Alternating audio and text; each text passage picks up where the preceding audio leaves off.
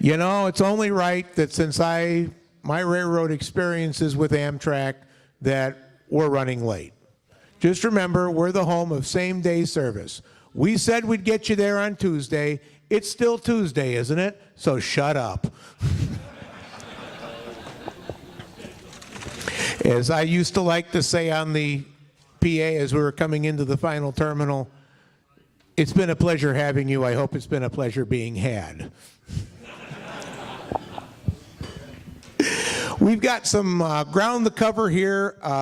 For those of you who were at the review, thank you for being here. I hope you found it informative and helpful.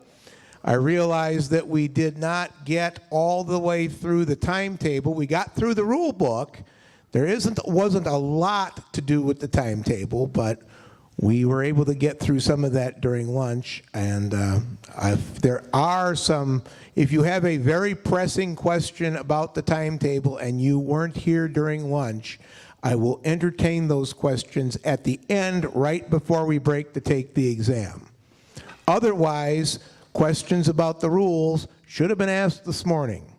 Let me go over one more time. If you have not signed in for the safety meeting, which is separate from the review, if you have not signed in a second time, Mr. Fryman and Mr. Madel have the sign-in sheets over here. Do that when we take the break before we go to the exam, if you want credit for being at the safety meeting. Okay, please do that. Also, driver's licenses. Obviously, if you have a new one this year, we need to get a copy of it. Mr. Naglich and family are scanning driver's licenses. Even if it's not a new one, if we didn't get your driver's license scanned electronically last year, we still want to get it this year. We're trying to get away from the Xerox copies that Ed used to make. We want to get these all converted to electronic files that we can read and that you don't look like a terrorist in the photograph any more than you normally do on a driver's license photograph. So take care of that during the break before we go to the exam, please, before you leave if you're not taking the exam. Mr. West has the sign-up book for crew positions for the season in the back by the counter. We also still have pop available. If you're thirsty, can of pop costs you $1. Proceeds are going into the kitty to offset the pizza and the donuts and the coffee, and we thank you for your support. We are really just about broke even on everything today, which is the way we want it to work. We don't want to lose. We want to make it cheap for you, but we don't want to lose money on it either. So I appreciate your support on all that. Also, let's see, what else have we got going on here? See Jim about that. The switching class that was scheduled for April 15th, if you signed up for that, it was postponed because of bad weather. It has been rescheduled for Sunday, June 3rd. If you can still make Sunday, June 3rd, or you can't, you need to if you were signed up, you need to let Jim know whether you can or cannot attend the rescheduled switching class on June 3rd. If you pass the rules exam today and you would like to take part in the switching class, or you're already rules qualified and you'd like to take part in the switching class, see Jim. We have room for about 15, 16 people. That's a good, comfortable number to handle for a switching class. So we'll take you first come, first serve, but it's going to be on June 3rd, all right? Also in June, I've been told I need to plug once again, the 8th annual STEAM Department Benefit Event at the San Filippo Estate. There it is. 8th annual, you get the organ concert and you see the carousel and all the Mighty Wurlitzer Theater organ and the carousel, door prizes, 50-50 drawing, all that fun stuff. $69.69 takes you all the way, and you can get those off the website at irm.org or call the office. or talk to somebody from the STEAM department like Mr. Calendine, who's in the house this afternoon. I'm sure he'll be able to fix you right up. Okay? I want to, let's see, what else is there? Oh, yes. Something else I need to do here before we get started is, let's see, we took care of that. We took care of that. I want to thank Ashley Chimura for setting up the audio and for videotaping the morning event, the rules review, and we're also videotaping this event, and both of these will be available on the members' website for those that couldn't make it today. So if you're going to study, somebody's going to study for the rules class, or they missed the safety meeting, they'll be able to watch it online, and we've got a special way to have somebody get credit for watching the safety meeting online if they couldn't make it today. Don't forget, we have 3 makeup exams this year. If you happen to not pass today, or you know somebody that could not make it today, we have a makeup exam tomorrow. The old morning after walk of shame rules exam will take place at noon at 1 North Main. Mr. Fryman will be your proctor for that exam. Then we will also have makeup exams on Saturday, May 5th, and on Sunday, May 20th. Those also will be at 1 North Main at 12 noon. If none of those dates work for you, you may contact one of us in the department. Our numbers are in timetable number 2, and you may make up an appointment to be given the exam either here at the property or at some other location mutually agreeable to both parties. So I have had several people come by Casa de Cruer in Addison and get their rules exams taken care of. So I'm willing to do that on a case-by-case basis. I'm sure other people are too. But do try to make one of the 3 scheduled makeup exams if you need to retake, or if you know somebody that couldn't make it today and needs to take the exam this year. Remember, your qualification expires on May 31st.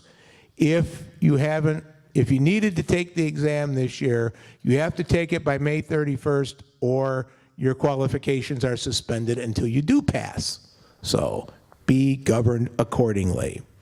That's correct. Okay. Let's take a look at the summary bulletin that came out at the beginning of the season, which this year was actually March 31st because of the Bunny Hop Trolley, our first day of operation. So it wasn't the first Sunday of April for the first time, I think, ever. Saturday, March 31st. Let's scroll up a little bit here, Steve. Everybody knows that you should have, besides the Orange Operations Manual, you should have the update pages and timetable number 2 that were both effective June 1st, 2016. There were selected pages of the rule book that needed to be swapped out, and then you had to change out the entire timetable, throw away the entire timetable 1, replace the whole thing with timetable number 2. But only certain pages of the rule book needed to be changed. The new pages are in a light tan, and at the bottom they say revised effective June 1st, 2016. Please make sure that your book has those pages in it, because that is the information that you are going to be tested on this afternoon. If you have any problems with your book, or if you are new and you've been working on the online student copy and you pass today, we will issue you a brand new book. Mr. Fryman will be the person to see after the exam for all issues regarding rule books, timetables, issuance of same. All right? There was a problem with the printing of one of the revision pages. The numbers of the rules were not correct on page 39. And that's item 2 right there. So I just want you to remember there were 2 things you could do with that. And that was, you could either put the new page 39 in and change the numbers of the rules, or you could keep the original page 39, the white page, and just add the word cones to the title of Rule 7.10. That was the only change, was adding the word cones to the title of Rule 7.10. So it's track flags, cones, etc. All right? So you had two ways to fix that. Fix the rule numbers, or just add the extra word to the title, keep the original page. There were no changes on the other side of that page, page 40. All right? So those were your options there. Please make sure that you've taken care of that. Let's go up. All right? We had to change Rule 1.5 this year. We had to add to it.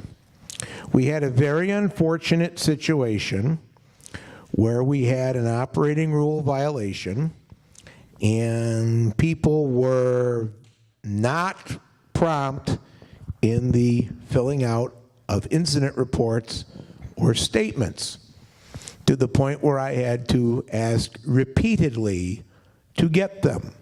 I should not have to ask repeatedly for incident reports or statements regarding rules violations.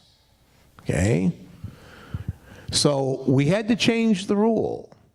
And you'll notice that the new type is there in bold. Now, you don't have to write this in your book. This is in the summary bulletin. The summary bulletin is available on Jim's website, members.irm.org. All right? But what it says is that violations must be reported immediately to an operating department officer. If one of us is not available, then report to a designated authority who shall contact the operating department. And the most important thing is any personnel involved or witnessing a rule violation must submit a completed incident report and or a written statement to the operating department within 24 hours of the incident taking place. No exceptions. Within 24 hours. This is important because you need to fill this out while the details of the incident are still fresh in your mind. The longer you wait, the harder it's going to be to recall the facts accurately. So you have to submit this within 24 hours. No ifs, no ands, no buts, no excuses. 24 hours. The next person who doesn't do that is not going to like the way it ends for them. So just putting that out there. We also had to do a clarification on Rule 12.4, to whom orders issued. Okay? If you look at the rule, it's under the part about train orders. And that rule says that train orders for single or multiple unit electric trains are addressed to the operator or the motorman. The reason it doesn't specifically list the conductor is because some electric cars are single-man cars. There is no conductor to issue the orders to, all right? There's different situations. There are some cars that don't require a rules-qualified conductor on board. There's not very many, but there are a couple, all right? So, that being said, what happens when there's a problem and we had a rule violation and it was an electric train and the motorman goofed up, but then the conductor in his statement said, well, yeah, I knew that we weren't supposed to go past there, but I didn't get the order, so it wasn't my problem. Oh, guess what? It is your problem. Allow us to clarify. We shall clarify on all trains where a rules-qualified conductor is required, such as a North Shore train or an L train, most of our mainline electrics, the contents of the train orders and limits of authority must be discussed as part of a job briefing. And it spells that right out in the job briefing rule. It's item 9 in the checklist. Limits of authority. All right? So there is no excuse whatsoever for a rules-qualified conductor on an electric train to not be aware of the limits of their movement authority, you shall be held jointly responsible with the operator for any failure to comply. Even though the train order rule doesn't say that the order has to be given to you, you are expected to know the contents of the order through job briefing, and you will be held responsible for complying with said train order. So these are things that you need to know. All right, let's move on. We did do a lot of changes to the timetable with personnel. We went through that just at the end of lunch here, right before we started this, if you walked in on that. But if you take a look, Bob Heinlein retired, Fred Zimmerman's replaced him. There's a phone number for Fred there. You need to change that out. We eliminated the position of Assistant Superintendent Special Events because of Ed Rosengren's passing. And then scroll up. We replaced that position with a second trainmaster's position, which is now held by Larry Stone, and there's his contact information, so you can add that in. And also, we have crews and records under Jim West, but we've also added Henry Vincent as our chief clerk. So Jim is primarily focusing on crews, and Henry is primarily focusing on the records, but they're a team. So Jim is crews, Henry is records. So Henry is our chief clerk. So this is the first chance I've had to publicly announce that, so everybody congratulate Henry for, he's gone from being a Civil War general to a clerk. Yeah, thanks for nothing, huh? So now he's going to get pissed off, and he's going to do a march to the river, laying waste to everything in his path. He's going to. He was in a Union army. Yeah. Oh yeah, he's a Union. He was a Union man. He wore the blue very well too. They cut a dashing figure in that uniform, I must say, General. So. All right, why switch at Central Avenue converted to a dual control switch? There are instructions in the timetable about this switch. There were additional instructions that had to be added because the installation didn't exactly go the way it was anticipated. So we had to issue all kinds of additional instructions that are in bold here. So all this is most of a page and a half that replaces the information in the timetable. It's not too much different, but it's enough different that you need to read it and be familiar with it. The thing you need to know about Central Avenue is there's a time delay before the switch will throw, and it can only be thrown either from the control box at the grade crossing or by radio. The dispatcher does not have the ability to throw that switch. So the only two ways to throw that switch are to go to the control box that's on the grade crossing, or use a keypad on the radio. All right? So that's all that. Let's move on real quick. That's more all this stuff. And there's routing indicators in place in both directions. So whether you're coming down the east or the west Y, or you're coming around the car line with the current of traffic, you can see which way the power switch is lined before you get into the circuit. All right, we had some things out of service that has been canceled. The bulletin, as a matter of fact, even the bulletin that canceled this is canceled, so it's all good. All right, we have a signal, we have a circuit out at the very east end of the railroad. This mostly applies to dispatchers, that they need to know that the track light on the CTC board is not working for that very eastward block all the way down at Kishwaukee Grove. A train can go in there and disappear. All right, and then we go on.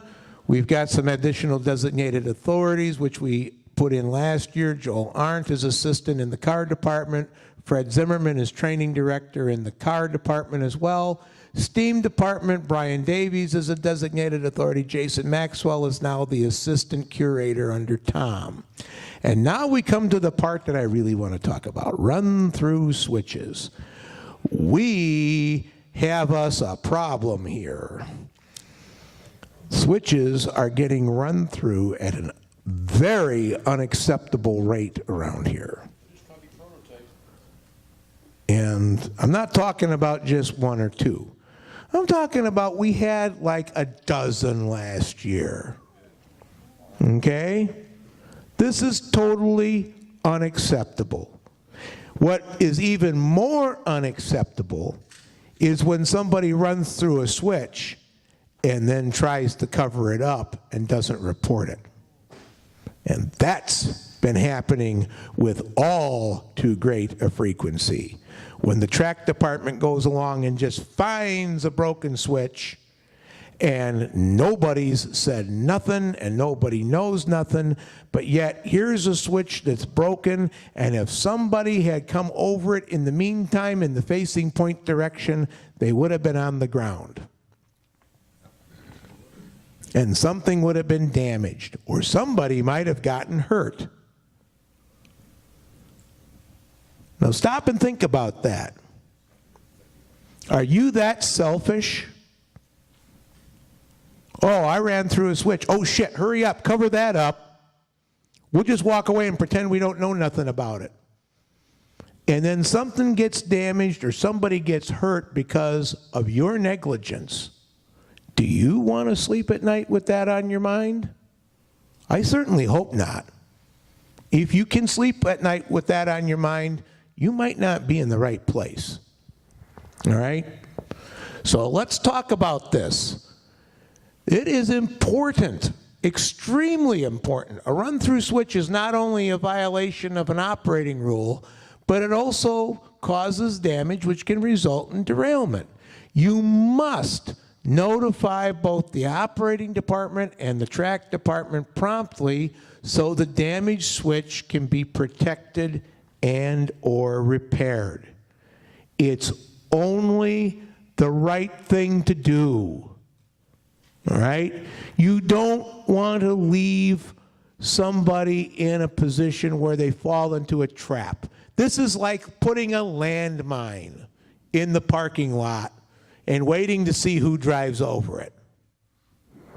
Let's go on to the next page there so I can finish this up. Okay? If you run through a switch, you must report it to the operating department and the track department, and you must fill out an incident report within 24 hours as required by 1.5. We just went over that. And you need to provide copies to the operating department and the track department for follow-up. And I'm going to tell you something. If you run through a switch, we understand people are human. Mistakes happen. If you run through a switch and you fess up and say, you know what, I ran through a switch, I'm sorry, I wasn't paying attention. All right? I should have known better. I didn't check it. We were just shoving blind, whatever. All right? If you do that, if you report it and you do the right thing, you will be given every consideration I possibly can give you. I will give you the benefit of the doubt. I will give you credit for doing the right thing and being an adult about it and taking responsibility for your actions. Now, if this is the 10th switch you've run through, it doesn't mean you're going to get a slap on the wrist, okay? You might have something more serious to deal with there. That could be a trend.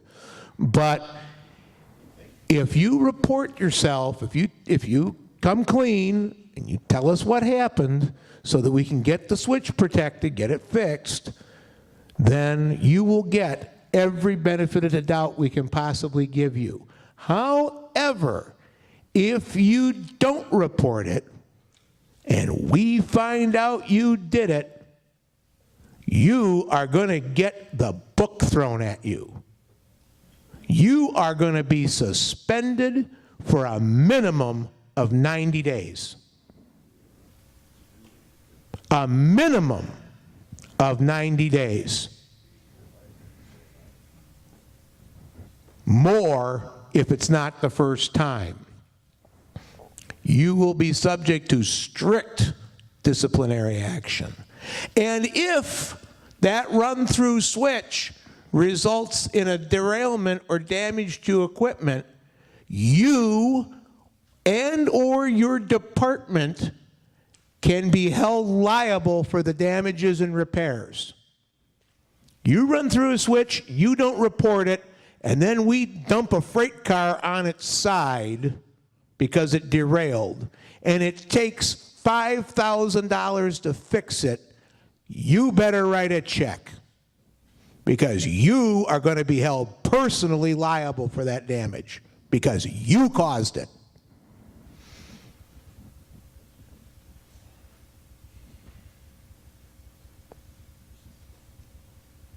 Are we clear on this?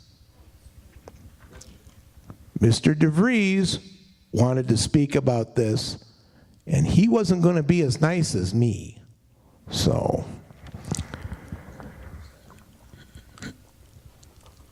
I don't want to ever hear again from the track department that we found a run-through switch and nobody knows what happened. Okay? Run-through switches need to be reported. You do the right thing, you act like an adult, you'll be treated like an adult. You act like a petulant kid, and you'll be treated like a petulant child. Just that simple. Okay, we're done with the summary bulletin, please, sir. Can we move on to the PowerPoint?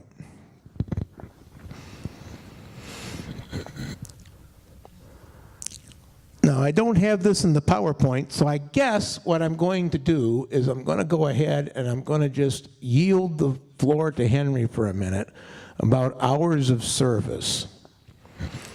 He didn't tell me ahead of time, or I would have put a slide in here that said, Henry will now talk to us. So, Reverend Henry, would you like the pulpit, sir? Would you like to testify to the congregation? Can I get an amen for Reverend Henry? Hallelujah. Oh, first I got to thank Harold for being as tough as he was, because I'm not going to be quite that tough on everybody. Making you look good. You are, thank you. First, I'd like to thank everybody that's here today who has filled out their hours of service forms so good and correctly that I can actually read your names and process the information. The most important thing is that the forms have to be filled out completely and legibly. Otherwise, I can't get the information in, which could get us in trouble with the feds. Last year and the several years, there's been some people who have forgotten to fill out their forms completely. I got permission last year from Harold to put notes in there asking people to fill the forms out completely.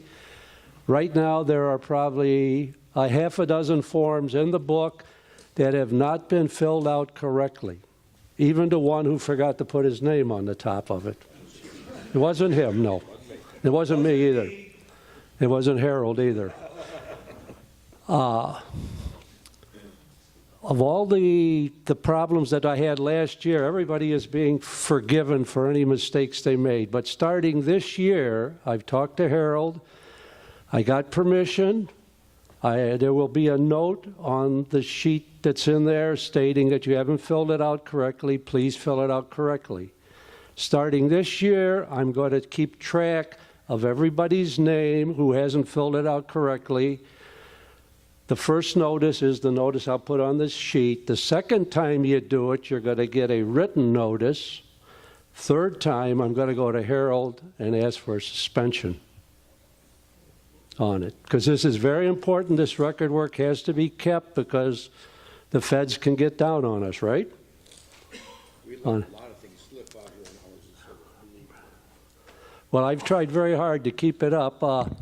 One thing that we've done, we've got somewhere over 6,000 hours of time, 6,300 roughly on it. Also, the volunteers that just work at the museum itself, just for a general idea of it, Well, we've put in something over 36,000 hours this year in volunteer hours. Figuring this out at roughly $20 an hour, the people that are here, or all the volunteers who have worked at the museum over the last year, have saved the museum over $1 million. When you total up the hours at only $20 an hour. Tell me what person who works on the railroad that makes less than $20 an hour. So actually, you're of more value than anybody. You know, you've actually done a lot, and I'd like to thank all the volunteers for everything they've done. There's one thing the museum has never done is actually to thank the volunteers for what they've done. So the operating department, everybody else just wants to thank everybody for all the work you've done and the way you've done it. And with the safety program we've had, fortunately, nothing major has happened. So thank you.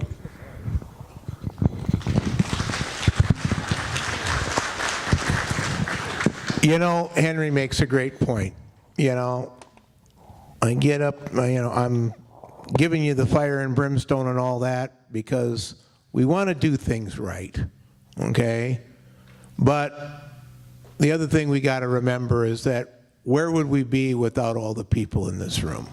We wouldn't be anywhere. And the people that are not here and they're out at the property, people that don't work in operations, okay?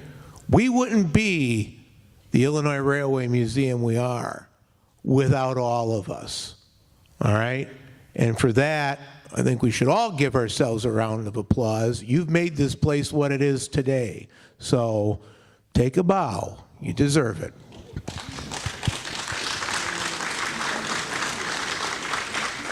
I know sometimes I can be a raging asshole, but, you know, credit where credit's due.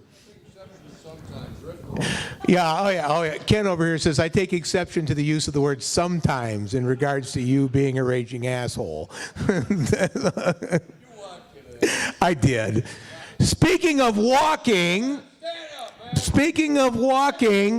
in December I got my other leg for Christmas.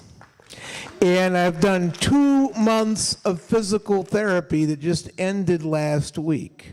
And so now I'm going to take a moment and show off. You gotta see this again.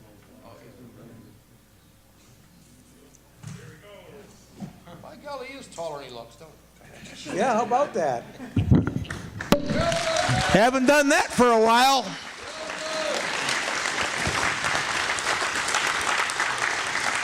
Watch this summer for when I go up the stairs at Spalding Tower. That's a promise.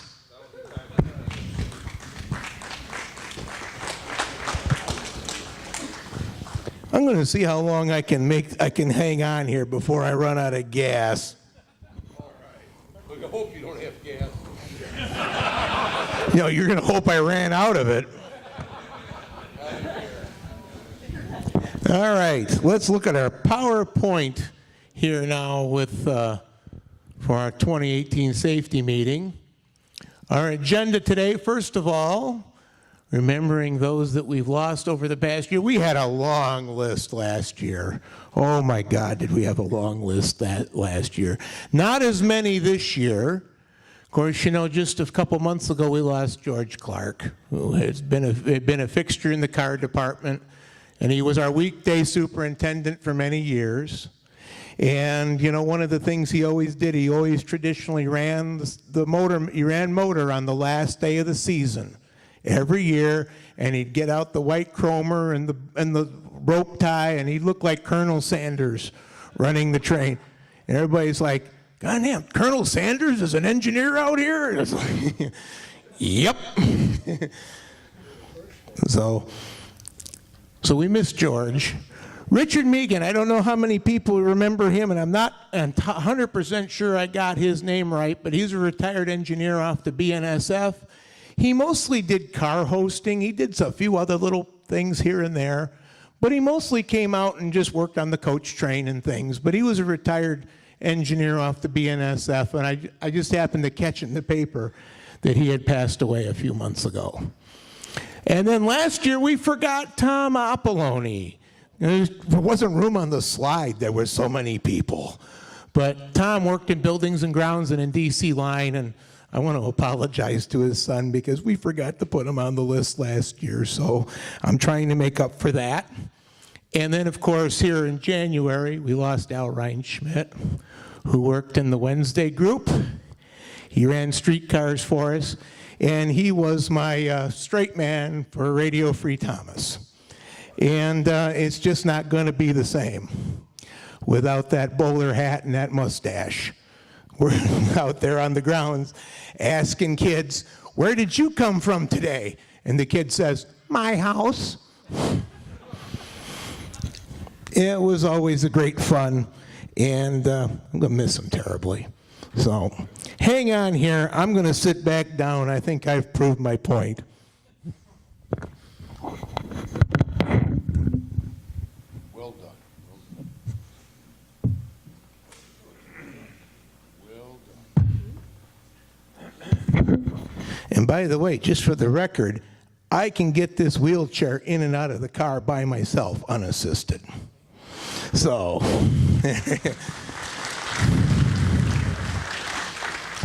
doing what I can. Okay, lunch cards and driver's licenses. I've been talking about this all morning. Johnny's over here with his computer set up, and he can take care of you for lunch discount cards issued today while you wait. Also, we want to make sure we get everyone's license scanned, even if it's not necessarily a new one. Okay? Last year, we had some people scanned, and if we scanned your license last year and it's still the same license, it's still good, we're okay. Otherwise, we're trying to get everybody we can. We want to get all these driver's licenses converted to electronic files as quickly as possible. Because these little Xerox things that Ed did that we had to cut out and keep in a recipe box, they're horrible. You can't read them. Everybody looks like a terrorist. Of course, you look like a terrorist on your regular driver's license picture anyway, but I mean, you really look like a terrorist. So we want to get that digitized as quickly as possible. We're trying to get all of our records digitized. Quite frankly, we're scanning all the rules exam answer sheets so that we can keep all those results electronically too. And then eventually we'll get through the backlog. But everything we're doing now, training sheets, exams, all that stuff, everything is being scanned and being placed on a server so that we can access it wherever we need to access it and not necessarily have all of this in somebody's basement. So we're going to work on the backlog this summer, and eventually we'll have this all converted, but baby steps. Okay. Card department has asked for some requests. Usually mostly it's the same old, but they wanted me to bring this stuff up, so here we go. Make sure you keep up the good work of putting down the exact routes your cars take so they can calculate the mileages accurately. If you make a mainline trip but you short turn at Seaman Road, make a note of that. Make sure you count the number of trips you make around the car line. If you make a turn to Jefferson Street and back, put that down so that you make, as I said, they do a lot of the maintenance based on mileage. And if they have a good mileage calculation, then they can do a good maintenance program. So this is very important. All right, if you find a defect, be detailed about where it is. You don't have to go into a whole story about what it is, but do be detailed about where it is so they can find it. Don't be like them people in those car ads that walk into the shop and go, well, it's going, no, don't worry about that, but make sure you tell them where the problem is so they can look. Okay? And try to avoid using the interior lights when safety permits, like during the daytime when it's sunny out. Because, like I said, these incandescent lights that they use in the streetcars, they don't make them anymore. And when the time comes to make them, the minimum run is going to be 10,000. Now, I would imagine we're going to split that up probably over several museums, but that's still going to cost us a pretty penny for our share of it. So if we don't have to spend that money, let's not. So try to be smart about that. And Joel wants me to mention, because he's in charge of the safety kits, if you have to move a safety kit to another car or anything else, make sure you put it back where you found it. If you use anything, you need to put a note in his mailbox telling him what you used and out of what kit, out of what car, so it can be replenished. I really appreciate Joel doing this. He's taken over the herding of the first aid kits. It used to be Phil Stepek's job, and then it was, but we used to have to do it ourselves. And I really appreciate him doing that. I just give him money out of my budget. Here, go buy this stuff. Just make them all nice. Here you go. Here's some money. Go make it nice. And he's good enough to do that for us, and I appreciate that very much. So let's do what we can to make Joel's job easier. All right? And remember that sweeping cars at the end of the day isn't a request, it's a requirement. We are expected to clean up the cars at the end of each day.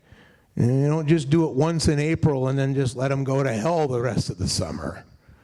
Okay? It's not optional. Okay. Now, things around the property that we need to be aware of. All right? When the Hoffman garage is open, we like the people running the streetcars to promote that fact when you make your electric park stop, that you can get off here and just right up the street right there on the left is the bus garage. You can see all the old buses and the trolley coaches and that. The Hoffman garage is generally the only one that's open. The other one, the Glenn Anderson barn, which many of you know as the Marmon Tabernacle, is not really open because, first of all, there isn't room to change your mind in there. Everything's jammed in there so tightly. Jesus, I couldn't get in there going sideways between the buses, let alone, I think, it's pretty tight quarters. But the Hoffman garage is much more conducive to open displays. And when it is open, the bus people like to show off too. So let's make sure that we give them a little love. So if they're open, try to make a point when you stop at Electric Park that the bus collection is right here if you'd like to get off and take a look at it and catch a later car. Okay? Remember that we are always responsible when we get the cars out beginning and end of the day, that we are responsible for closing and securing the barn doors. That means if you get a car like, you get the 415 off of track 71, you get the car out, you don't leave the doors to barn 71 open all day until you put it away at 4:30. You get the car out, you close the doors.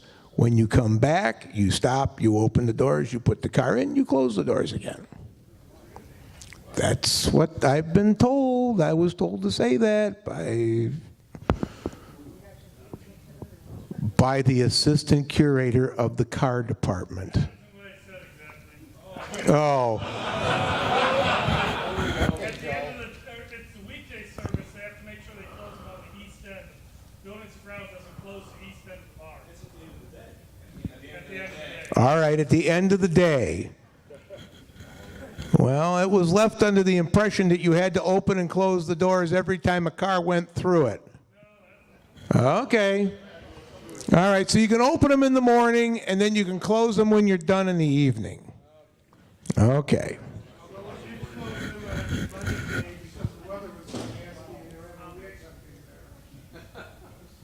Okay. All right. We're also responsible at the end of the day for helping to close up the property, which mostly we have to make sure we close up and secure the depot. That's the number one thing. We're also supposed to help close up the display barns, the big sliding doors, whatever buildings and grounds doesn't get to, we're supposed to help out with as well. It's everybody's job to make sure the place is secure at the end of the day. All right, so if you can close some of those sliding doors, like along Depot Street, secure some of those barns, you need to do it. Harold, it's especially important on the weekends. Yes, Cover the weekdays, B&G covers the weekdays, weekends are really the time we're dependent. And if nothing else, lock the parking lot if it's empty. That'll at least keep.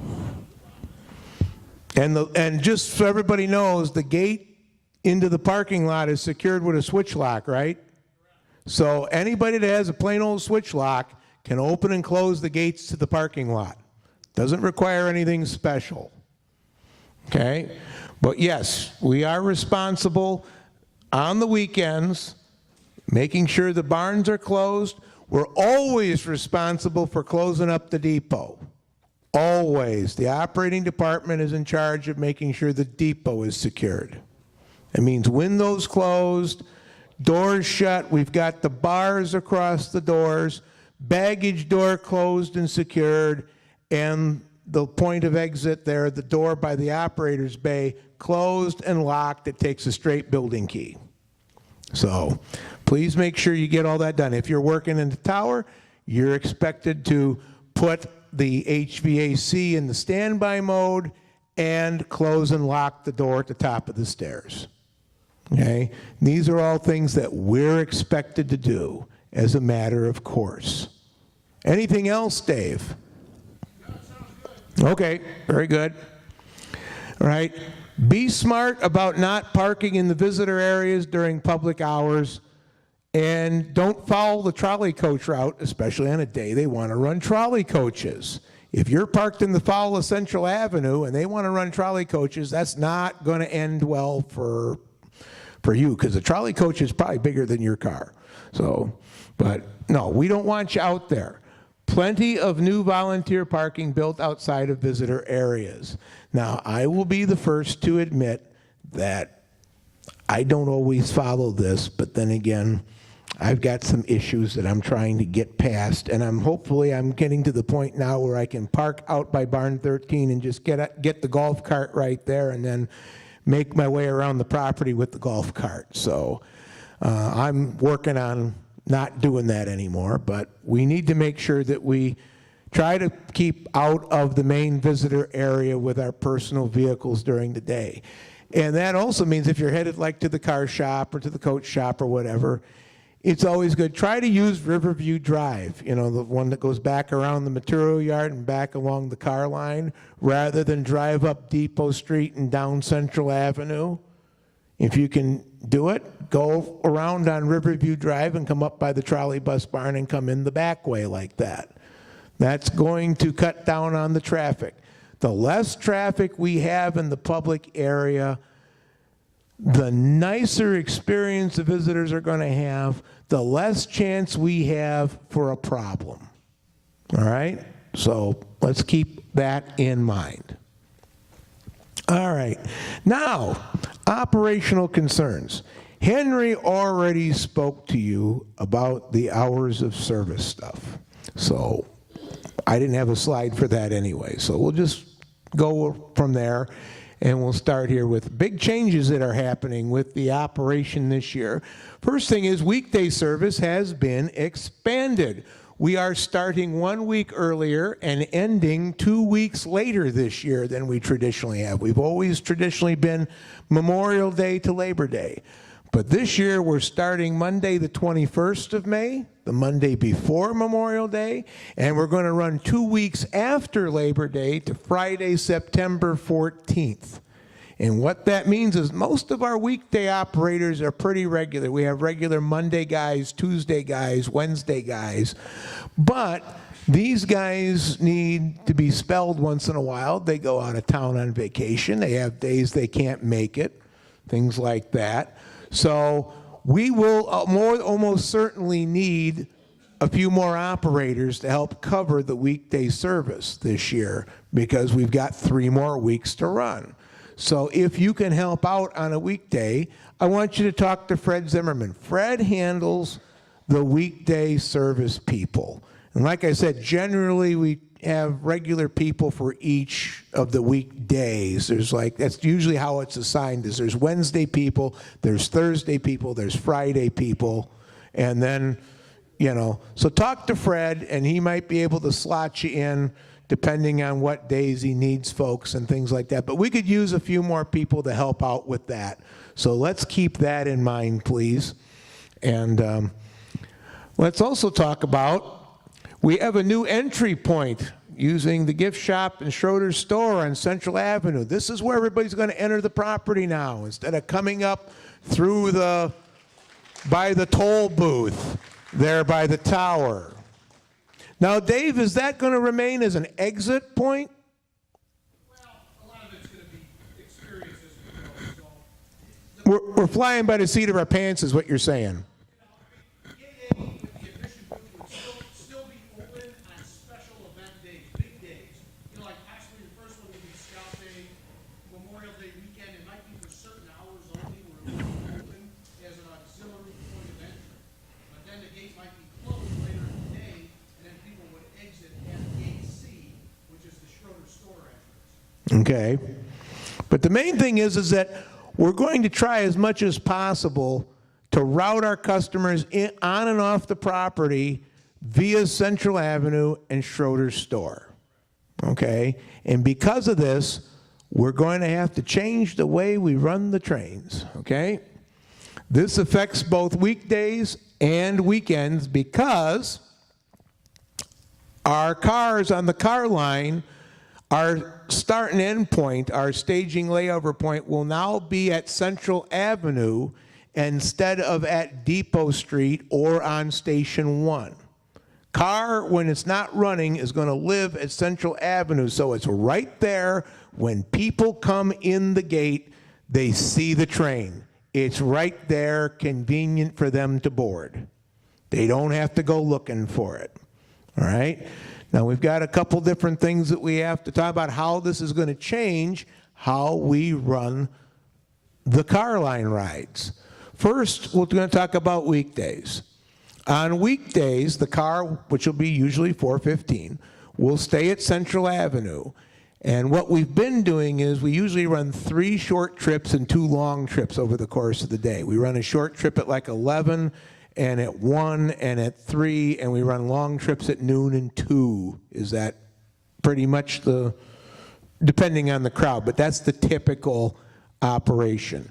Our short trips used to go from Station 1 around the car line up the West Y to Jefferson Street and back to Station 1. No longer the case. Because you're going to begin and end at Central Avenue, you're no longer going to go to Jefferson Street via the West Y. And that's because when you come back, you'd have to come back down the West Y. And then you'd have to unload on the crossing because you're not on the right side to unload at Central Avenue. Then you'd have to pull south to get out of the circuit, throw the dual control switch, change ends, and then come back up to Central Avenue. It's kind of a pain in the butt. All right, so the new short trip is going to involve going around the car line twice. And this is how it's going to work. You're going to leave, and on the first time around, now you will always make the station stops. You'll make the car stops on the car line on both trips. But the first time around the car line will be primarily to tell people about what is on the property and where it's at. This is Electric Park.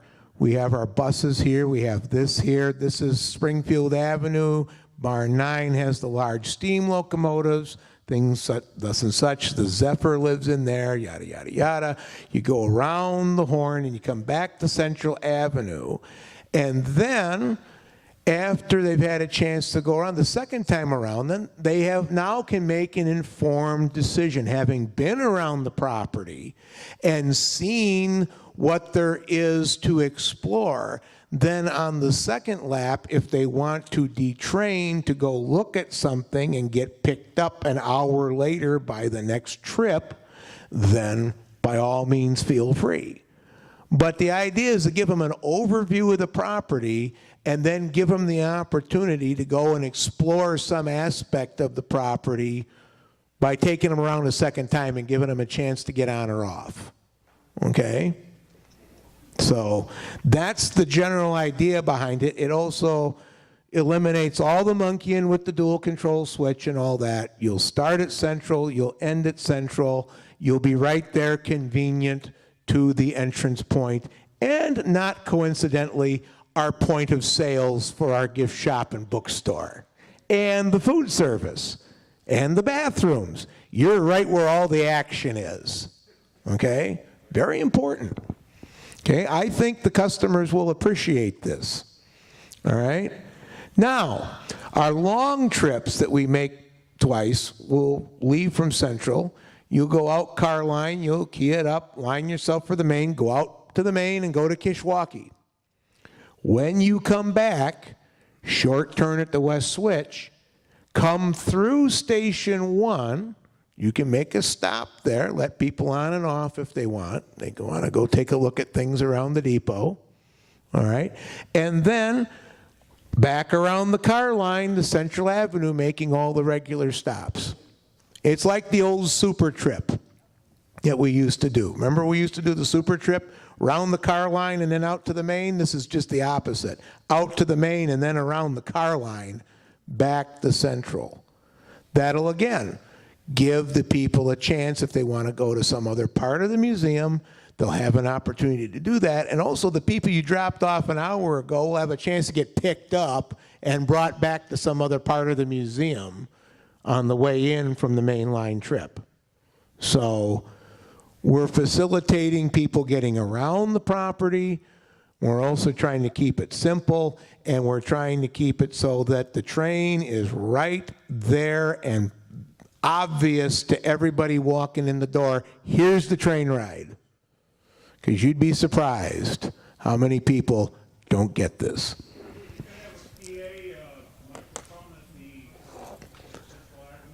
Well, that would be an excellent question, Bob, for the Buildings and Grounds Department. Are we going to possibly look at putting some kind of a public address access point at Central Avenue? I think I get referred to my friends in the IT department. Ah! The can has been kicked over to the table to my left. What's the IT department have to say about that? No comment. Yeah, they'll look into it. We'll get back to you.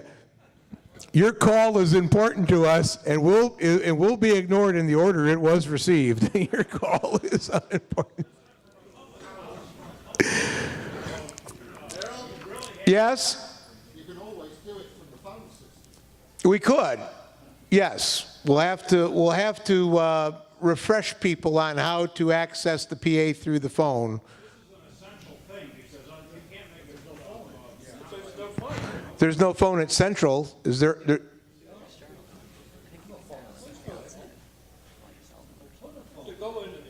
Yeah, you'd have to go into the office, or you'd have to go into the store, or you'd have to go into the diner.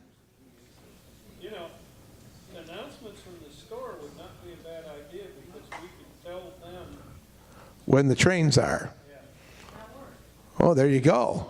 Make the people in the store make the announcements. I like it. Hand in the back, Lorraine.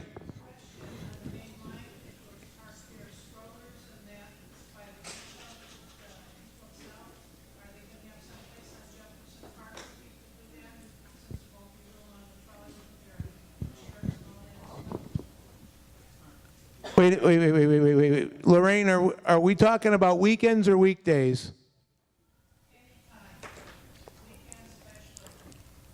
Well, weekends, I'm not talking about weekends here. I'm talking about weekdays. But on weekdays, so obviously, Central Pavilion's going to have to be the place to park the strollers. People park their strollers at Thomas, and, you know, we're not, where does it say that we're obligated to provide secure parking for a stroller? Is an attended lot with, you know, for strollers. People can leave their strollers under the pavilion where they board the car and they can pick it up when they get back. I'll point out that we've never lost a stroller and we're +3.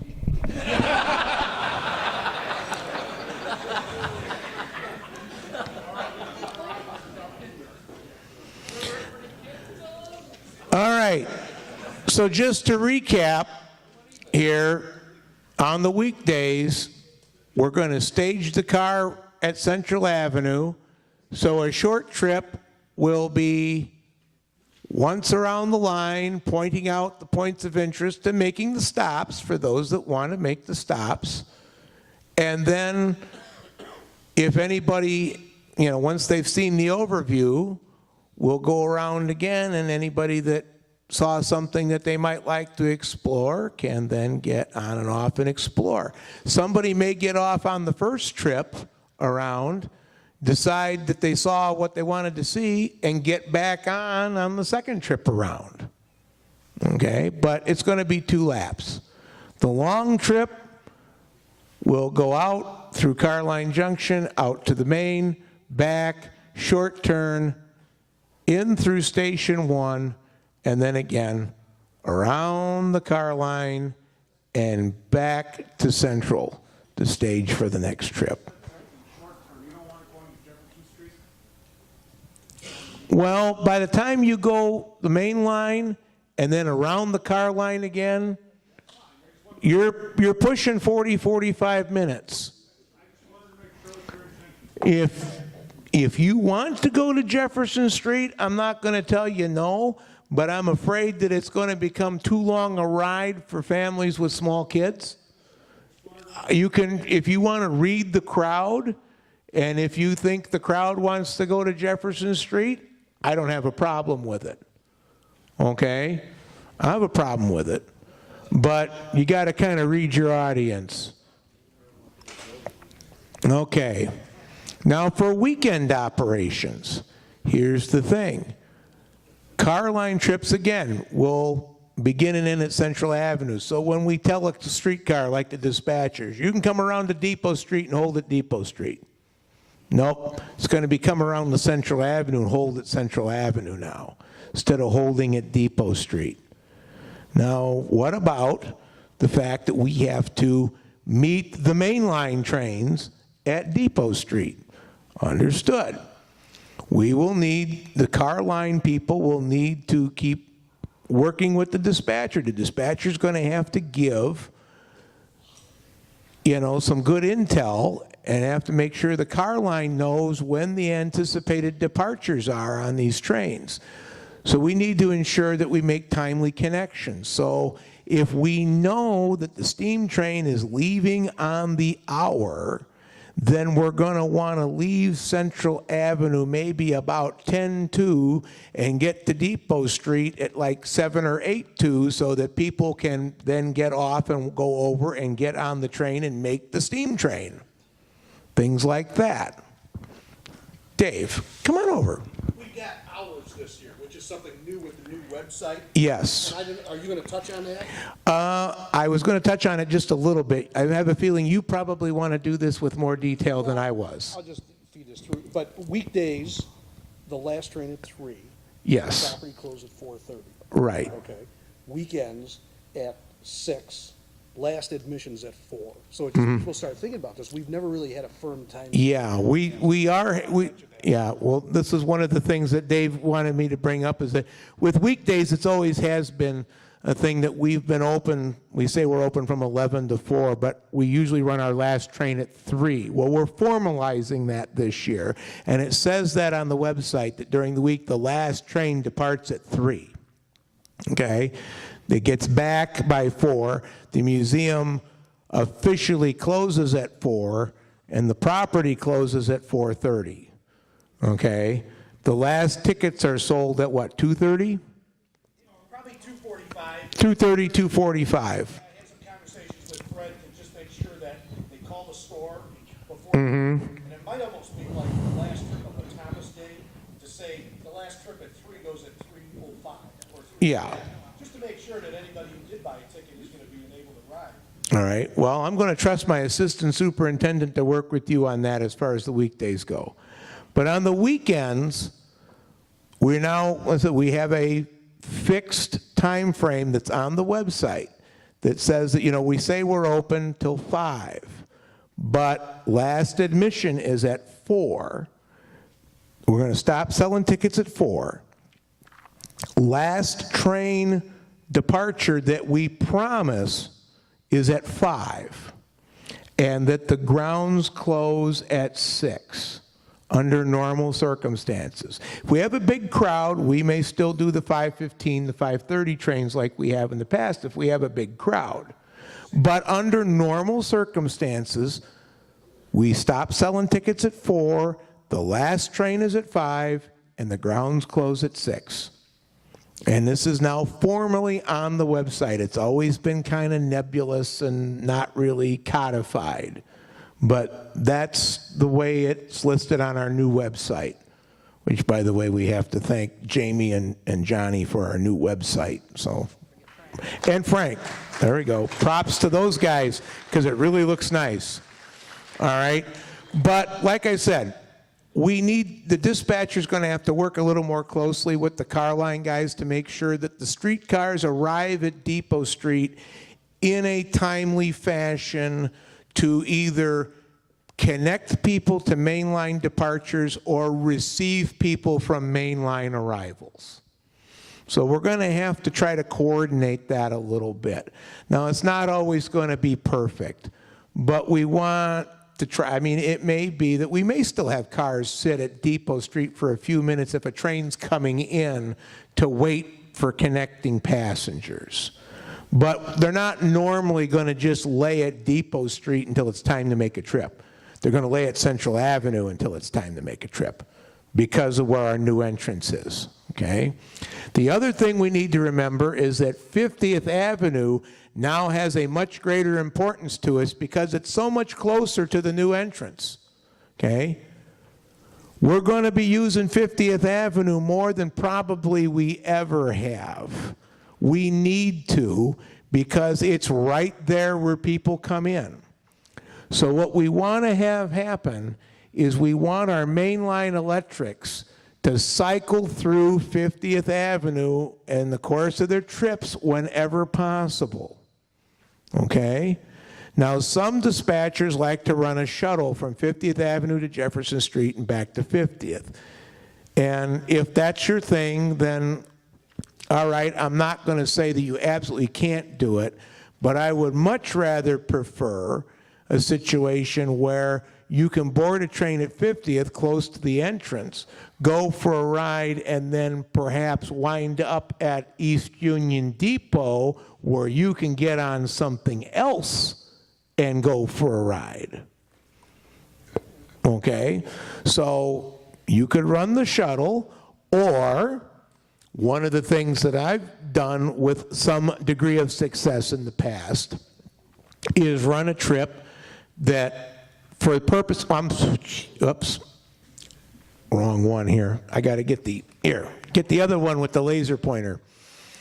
Okay, start from station 1, go east, come back, short turn, go into 50th. Have about a 5 to 8 minute layover to receive and discharge passengers. Come out of 50th, go to Jefferson Street, come back to station 1, lather, rinse, repeat. I've had good luck running this on big days. It actually works out very well. If you run your electric car, say at 15 after and 45 after, all right?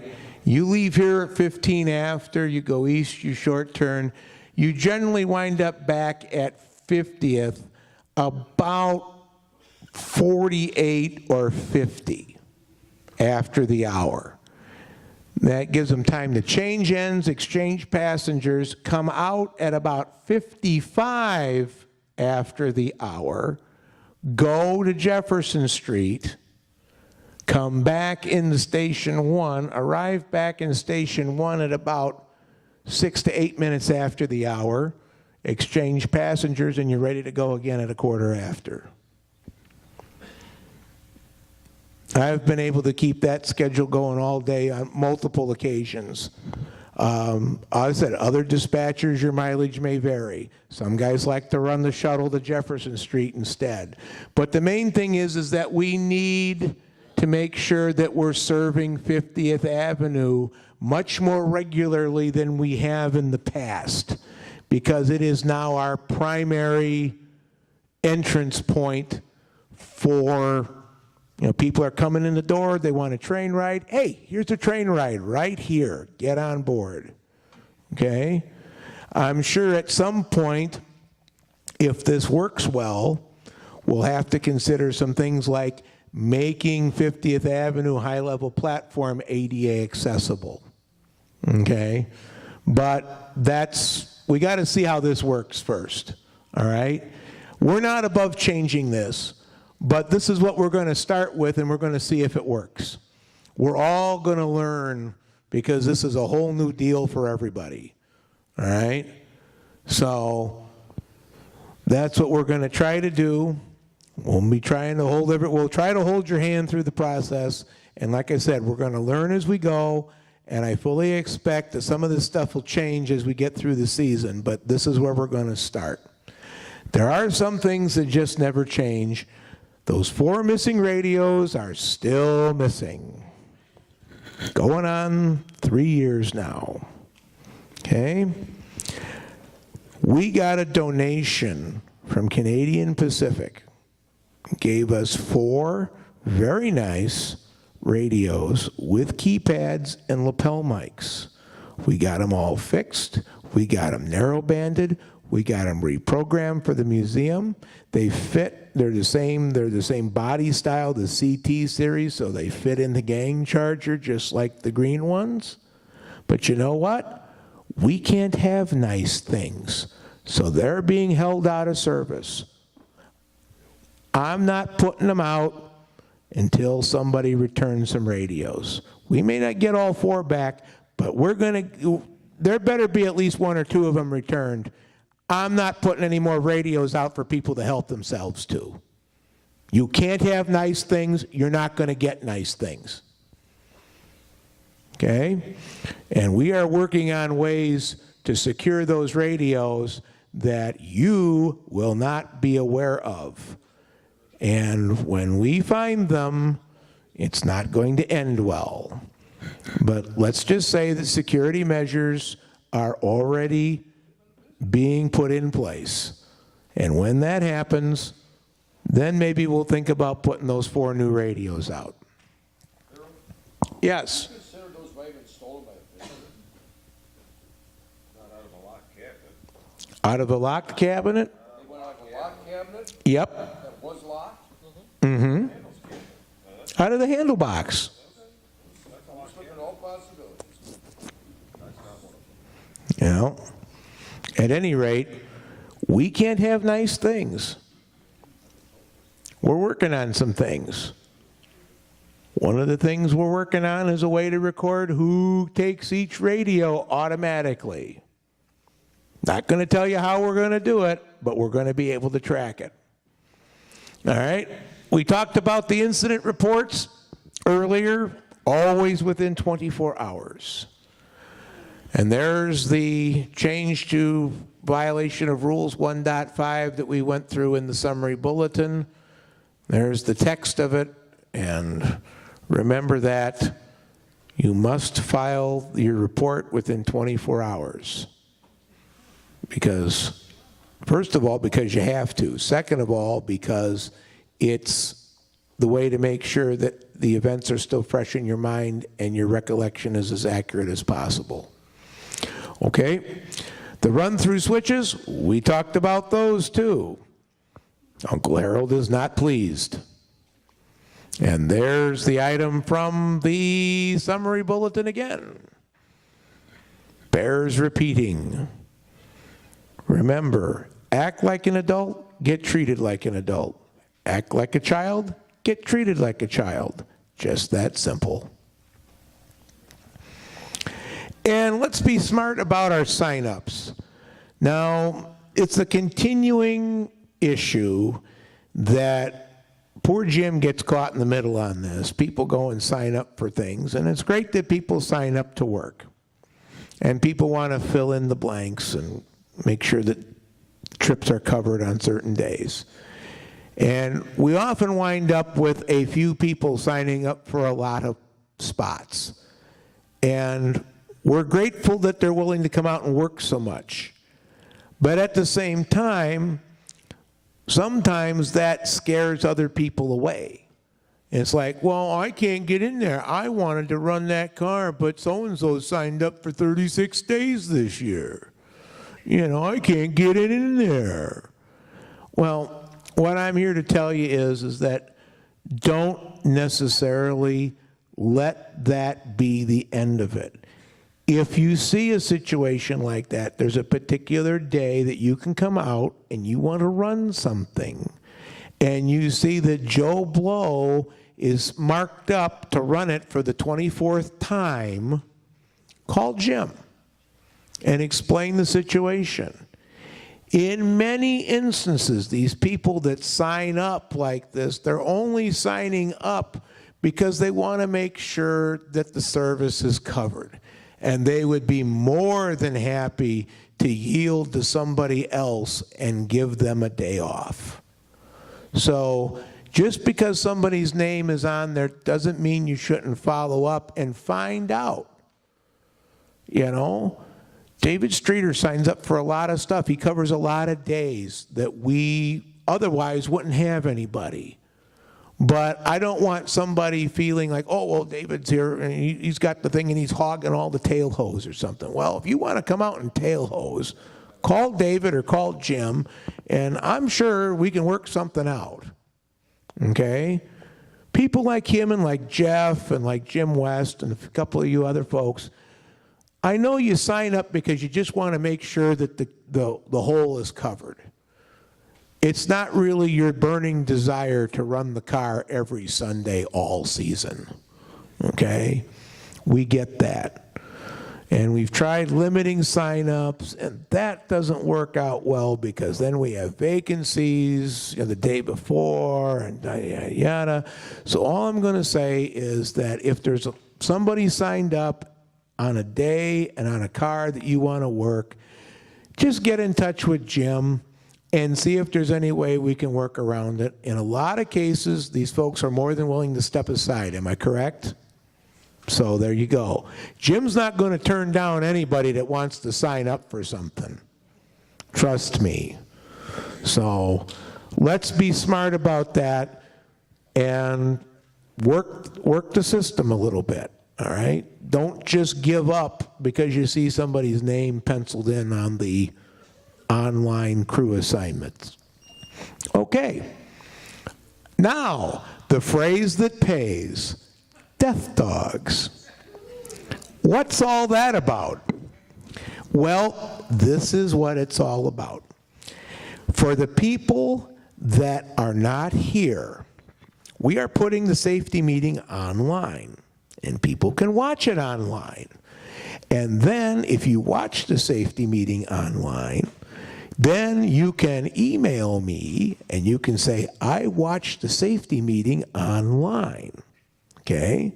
But the way that I'm going to know that you watched it is you are going to have to put the phrase that pays, death dogs, in the subject line of your email. So if they don't send me an email and the subject line doesn't say death dogs, you don't get credit for watching the safety meeting. You had to have watched this video to know this. And that way I'll know that you actually watched the video all the way to the end, and you will get credit for having attended the safety meeting. Ooh, I'm sneaky, huh? Any questions? Anyone? Bueller? That's it? Oh my God. All right, let's see what's going on here. It is 3:29. It is time to break, and then we will come back and we will